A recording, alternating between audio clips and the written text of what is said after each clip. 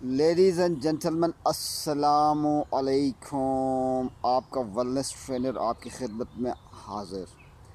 Ladies and gentleman, Naseer here and very good morning to everybody. जैसा कि आप सब जानते हैं कि हर कल्चर में, हर इन्वायरमेंट में, दुनिया के हर हिस्से में, in every part of the world there are in their own cultures, वहाँ पे डांस मौजूद होता है, राइट। उसमें मेल भी डांस कर रहे होते हैं और फीमेल भी डांस कर रहे होते हैं, राइट। ऐसा ही है। There are African countries, Asian countries, इस तरह से America, North America, Japan, British environment के अंदर, फिर उसके बाद सेंट्रल एशियन कंट्रीज़, यानी आप you just name any country in world wide, वहाँ पे डांस का जो वजूद है ना, वो किसी न किसी फॉर्म में प्रेजेंट है। वो उनकी कल्चर के रिप्रेजेंटेशन करती हैं। और जब भी कोई कल्चरल एक्टिविटीज़ हो और लोगों ने अपनी कल्चर को शो करना हो, तो वहाँ पे डांस का पहलू ज़रूर अवेलेबल रहता है। ऐसा ही है। तो इसी तरह से अगर हम पाकिस्तान में देखें, पाकिस्तान के अंदर हमारे हर प्रोविंस के जो डांस है ना, वो हर उसकी कल्चर को रिप्रेजेंट कर रही होती है। जैसे अगर आप बलूची डांस देखें, ठीक है, जैसे खटक डांस देखें, खैबर पख्तूनख्वा का खटक डांस, और इसके अलावा भी जो ना इसको मॉडर्न उसमें खैतक डांस भी कहते हैं, राइट। फिर इस तरह पंजाब में आप आएँ, ठीक है, पंजाब का अपना एक यूनिक डांस है, बलूचिस्तान का अपना एक यूनिक डांस है, KPK का ऑलरेडी हमने बता दिया। इसी तरह से गिलगित बल्तिस्तान का अपना एक डांस है और एक डिफरेंट यूनिक डांस है, जो कि सफ़ेद टोपी के साथ वो फर लगा के, फिर उसमें सुरनई होता है, ढोलक होता है, और जो डोल जिसे कहते हैं, फिर दामल कहते हैं, वो होता है, राइट। सो उसके साथ साथ ये इसके बेसिस के ऊपर फिर वो जो डांस है ना, वो जो है ना उसके बेसिस पे होता है, ठीक है। उसकी साउंड्स के ऊपर, फिर उसके अंदर यूथ भी डांस कर रही होती है, ठीक है। उसके अंदर ओल्ड एज लोग, जैसे हमारे गिलगित बल्तिस्तान के अंदर जो डांस है, उसमें हर तबक़े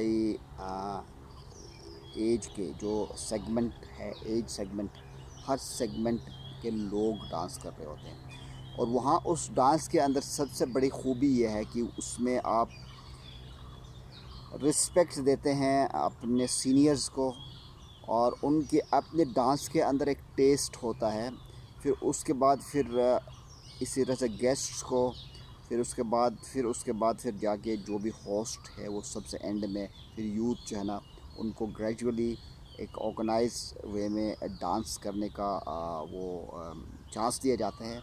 और ज़्यादातर डांस जो है ना मुख्तलिफ़ कल्चरल में उस इवेंट्स में होता है। शादी ब्याह के अंदर स्पेशली ये डांस होता है। और फिर कोई भी इवेंट होगी, या आपने किसी उसको बुलाए हैं, कोई भी बड़ी कोई गैदरिंग हुई है, तो उसके अंदर जब कल्चरल के टच हो, या आपने मेहमानों को बुलाए हो, तो वहाँ पे फिर वो डांस वहाँ पे भी होता है। फिर स्वर्ड्स डांस जो है ना, ये भी एक डांस है which is very important, okay.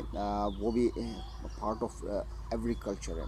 अच्छा, इसके अलावा जो लेडीज एंड जेंटलमैन, डांस को जो है ना बेसिकली एक्सरसाइज भी कहते हैं। Basically dance is an exercise, you know, your expression of your movement, you know.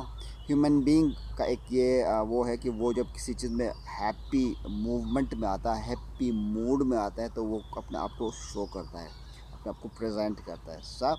तो अभी अगर हम इंटरनेशनल पॉपुलर डांस के अंदर अगर देखें, जैसे जुम्बा पॉपुलर है, एरोबिक्स पॉपुलर है, बैले डांस पॉपुलर है। तो यानी फिर इसको उन्होंने कन्वर्जन किया है टुवर्ड्स फिटनेस एज वेल। जैसा एरोबिक्स है, जुम्बा है, जैसे बहुत सारी और डांसेस हैं, राइट, जिसके थ्रू आप अपनी हार्ट बीट को एक सर्टन लेवल के ऊपर लेके जाते हैं, सो दैट जो एरोबिक्स या कार्डियोवैस्कुलर एक्सरसाइज है आपकी कार्डियोवैस्कुलर एफिशिएंसी को बढ़ाती है और जिससे आपका वेट लॉस भी होता है, राइट। सो इसमें आपको हुंजा कल्चर में ये तमाम चीज़ें मौजूद हैं, जिससे आप वार्म अप से लेकर के कूल डाउन और एक सर्टन लेवल पे अपना को स्टे करके फिर नीचे आना था, राइट। तो एनीवे, तो कहने का सिर्फ मतलब ये है कि this is the expression of your emotion as well at the same time, आप अपनी रिप्रेजेंटेशन ऑफ योर कल्चर।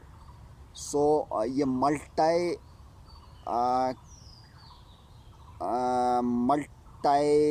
या डाइवर्सिटी है इसके अंदर, कि आप एट द सेम टाइम इसको एज पर सिचुएशन इसको you can utilize it, you can represent it as per required. Yes, शादी ब्याह के अंदर फिर आप जो फैमिलीज़ आई होती है, जो गेस्ट आए होते हैं, दे इंजॉय द डांस, ठीक है, अपने आप को वो मूव्स के ऊपर, उस साउंड्स के मूव्स के ऊपर वो जाते हैं and they do the dance, okay.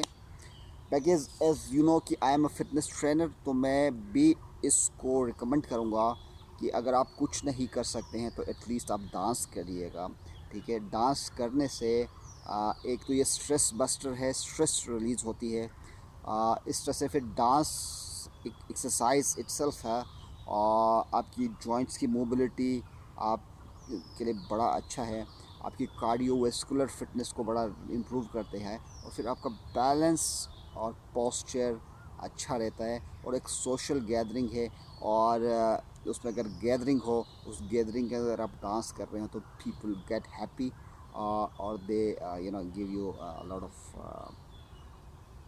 You know respect और एक कनेक्टिविटी डेवलप होती है इससे, राइट। तो इसलिए ये खुशी के ज़्यादा मौक़ों के ऊपर आप डांस को तरजीह या प्रेफर किया जाते हैं। तो इसका मतलब ये कि आप अपने आप को एक्सप्रेस करते हैं, अपनी खुशी का इजहार भी करते हैं इसके अंदर। तो गाइज़ मैं थोड़ी सी मूव करना चाहूँगा इसके अंदर, जो डांस है ना, मैं कोई ज़्यादा हार्ड डांस नहीं करूँगा, मगर just to show you guys.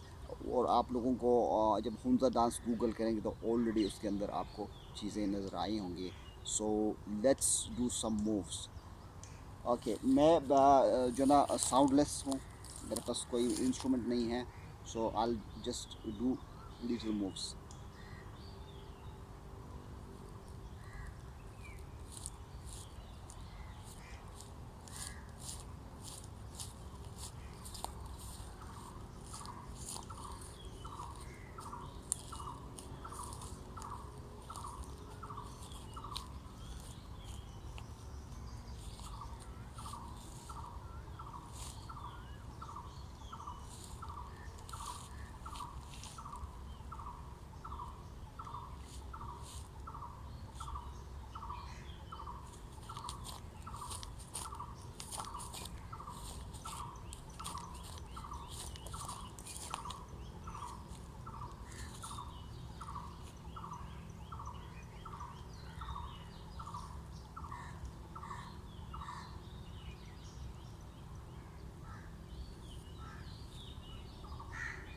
Okay, this is just you know proper dance तो मैंने नहीं किया, मगर डांस को एज एन एक्सरसाइज मैंने थोड़ी बहुत आपको करने की कोशिश। अगर आप यू कांट डू एनीथिंग, अगर आप इतने मूवमेंट भी करेंगे between 5 to 10 minutes, that's a lot guys.